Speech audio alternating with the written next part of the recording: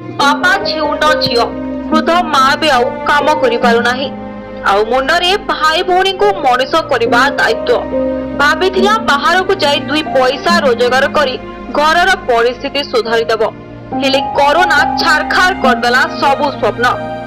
आमे कहूछु कलाहांडी जिला जयपाटना ब्लॉक अंतर्गत बाईग बहाली ग्रामर अंबिका नायक कथा बापा को देहांत परे वृद्ध माँ भी आउ खटी पारुनी आउ एथिरे दुई भाई भौणी को मनीष करबा दायित्व अंबिका को घर छाड़िबा को बाध्य कर देथिला। से बेंगालुरु रो गोटे घरोई संस्था रे सिलाई काम करी घर को दुई पैसा पठाउथिले हेले कोरोना एबे दाउ साजिला। लॉकडाउन रे सब उद्योग बंद हेबा परे प्रवासी ओडिया घर मुहा हेले प्रशासन तरफरु मध्य व्यापक व्यवस्था ग्रहण करा जायतिला।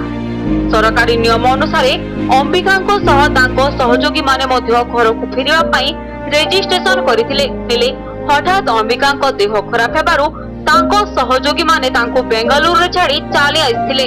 एने जयपाटना ब्लॉक प्रशासन द्वारस्थ मध्य होइथिले तांको परिवार हेले कोनोसी सुफल मिली नाही।